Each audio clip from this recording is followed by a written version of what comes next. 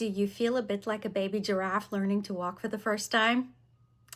Grab your journal and let's dig into just why that may be the case. Hi, my name is Amanda, if you don't know me, and I bring you content to help you play and co-create with the universe through a rich spiritual life while navigating the human experience. Because let's face it, no one prepares us for the human experience. The only school we have is human school. So as always, jot down what resonates and what energies you want to work with this month, but leave the rest behind for someone else. Looking at the main themes for April's energy to work with, this is a month when everything starts to unfurl and we slowly come out of the winter pause. Think about a little fern that's unfurling.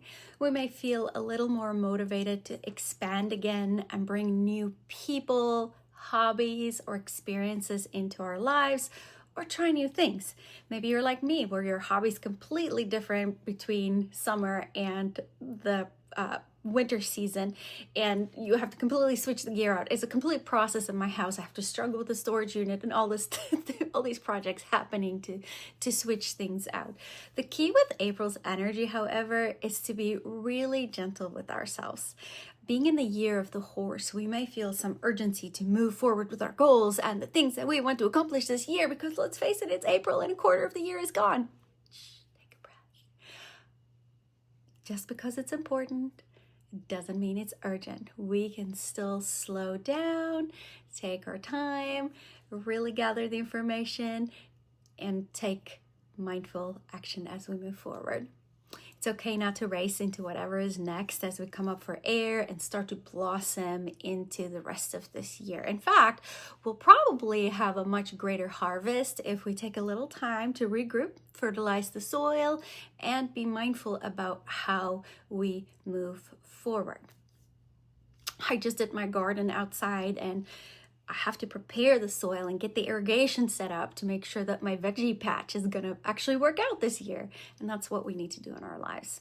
The past few months have been really intense astrologically. I mean, really intense. And a lot of things have been happening under the soil for us as individuals as well.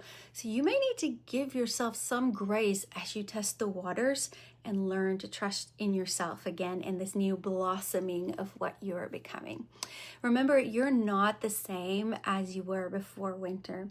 In the human realm, you may be dabbling with a new exercise routine, a new area of study. Maybe you're stepping into the dating scene again or considering a job change.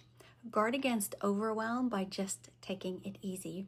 Gather information and make sure that any action that you take is really aligned with what you are becoming and what you're emerging to be.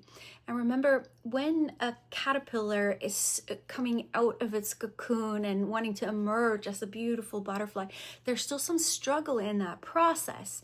And we may feel that same struggle as we're going through this transformation process. But with a little bit of gratitude to recognize what we are becoming and that this is part of our soul's journey, we can combat the stress of that transformation. Let's face it, changing our patterns and acting in a way that changes our trajectory over the choices we made before can be a little uncomfortable, but we can celebrate the transformation that comes in that.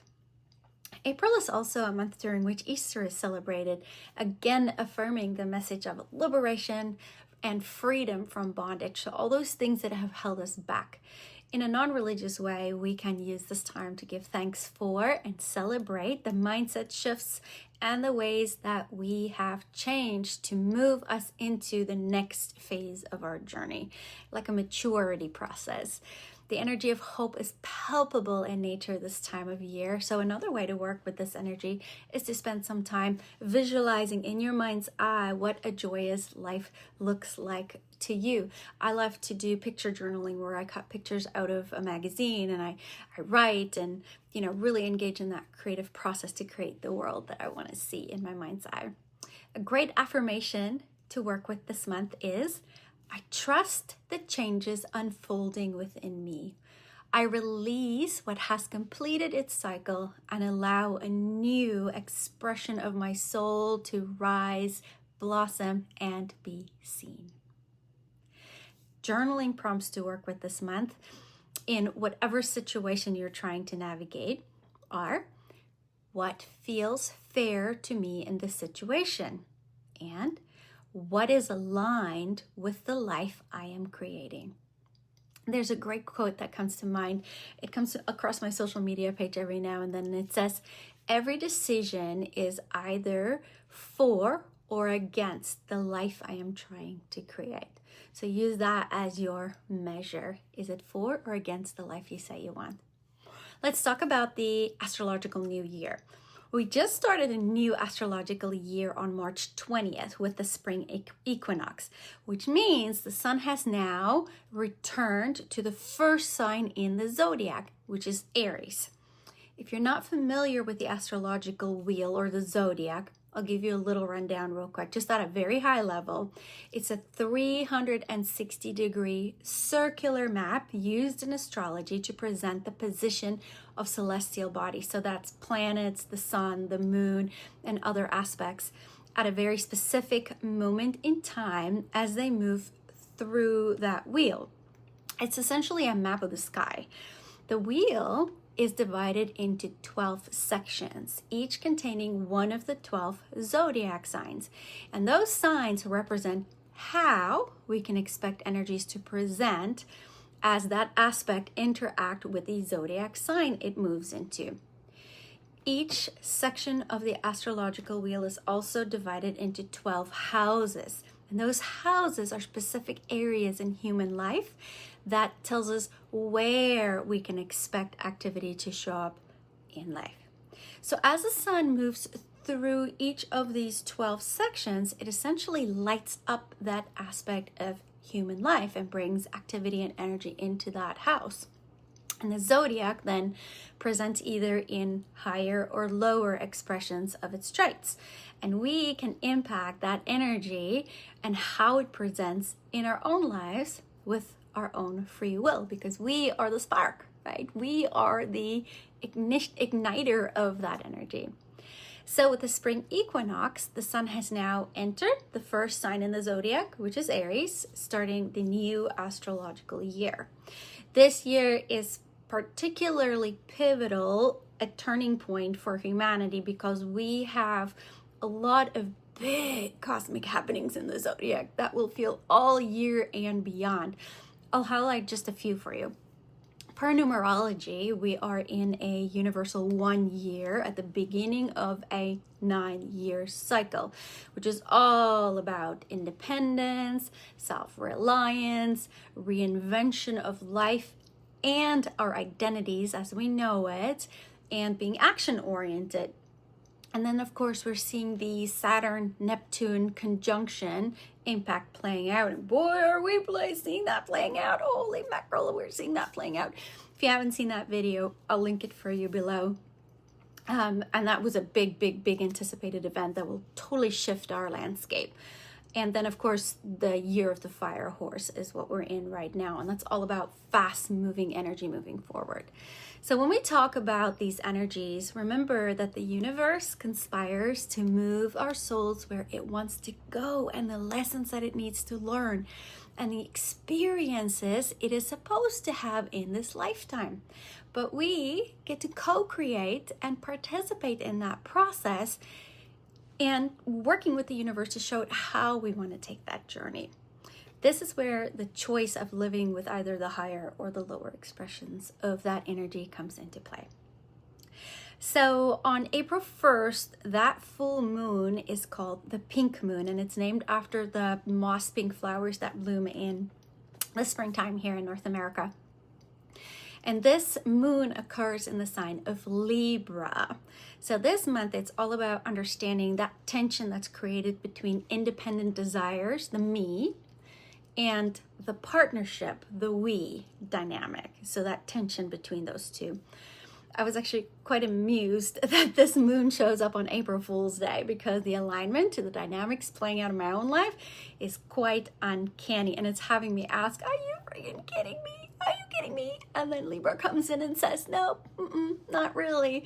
You're gonna have to find that sweet spot between standing up for yourself and working with others.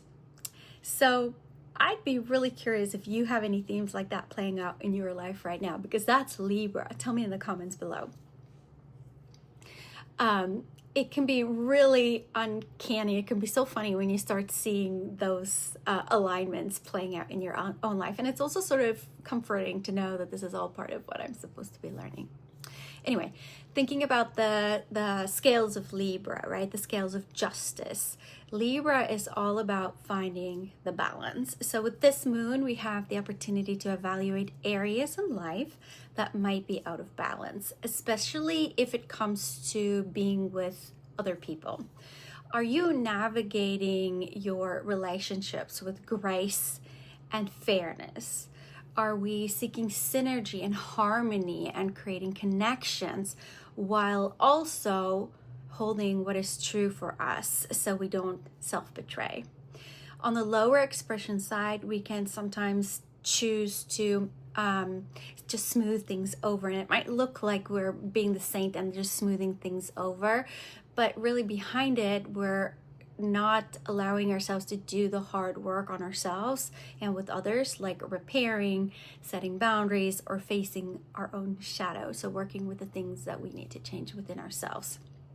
And it comes back to that topic of spiritual bypassing that we talked about last month.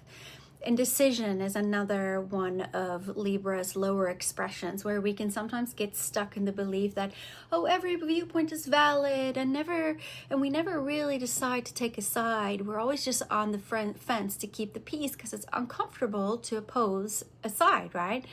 And now with that, I don't mean don't collaborate, but I'm talking about the people-pleasing concept. Avoid people-pleasing or people-pleasing so that you can avoid discomfort. If you have ever had to set a boundary with someone, you know it's not fun. If you've ever been in an argument or a disagreement with someone and you're showing up authentically, it's not fun, because it's not like being in an argument and saying, oh, I'm not willing to budge. Here's my, what I'm presenting, and this is the only truth, and then that's it, right? You know that you have to sit with the discomfort that comes with that disagreement. So that might be things fall away, that relationship might end, you may have to change the dynamics of how that relationship function, and it's not fun.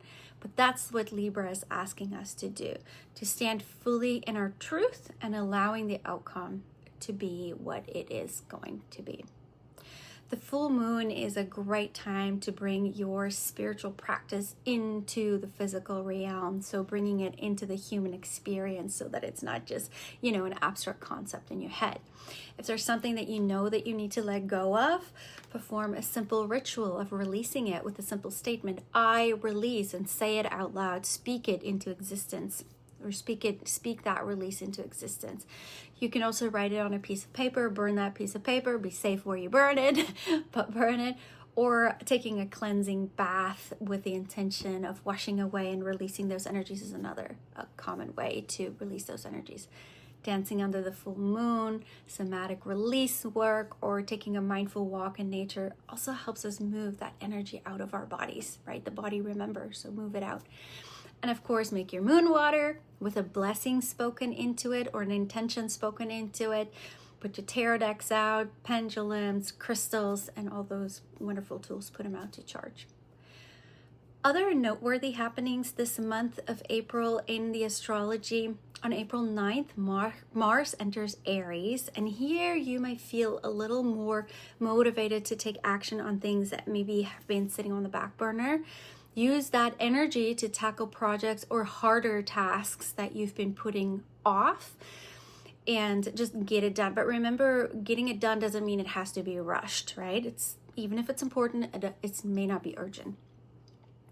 On April 14th, Mercury enters Aries, and here we'll want to take some caution about rushing into arguments, and instead use that energy to make quick and decisive decisions where you feel it is right, so where you feel peace.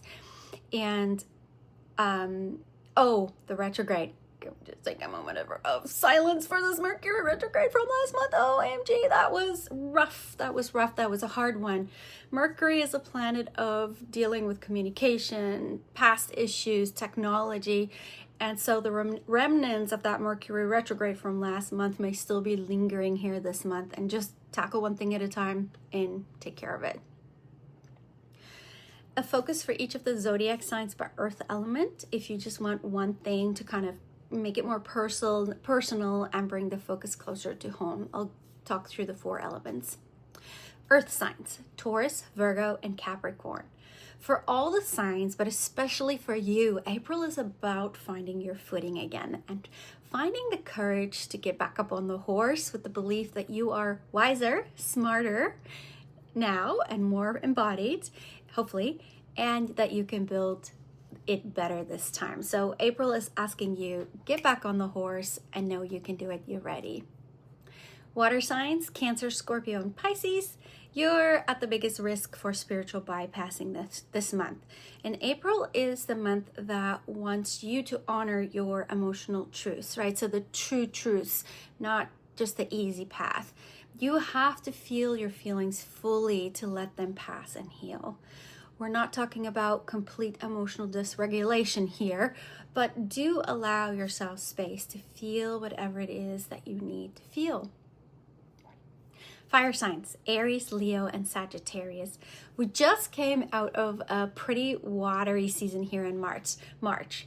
So here in April, your fire needs a little recalibration or balancing. It takes a lot for fire signs to stay fiery during watery seasons. So you may be a little bit in overdrive right now, trying to keep your fire going. So for you, actually slowing down a little bit and welcoming unexpected pauses is going to be key. They're there for you. Air signs, Gemini, Libra, and Aquarius. There's some mental clarity for you this month after a lot of noise was cleared out. Truth in your communications and the thoughts that you allow yourself to have and to entertain is key for you to see clearly what is really important to you. So mental clarity. And that's it for the beginning of April. Join me every Tuesday for Tarot Tuesday. And if you haven't done so already, please subscribe, like, share, comment, all the wonderful things to support me and to join your energy with me as we navigate this human experience together. And I hope you have a wonderful start of April and use these energies to take care of yourself and the people that you engage with. Take care.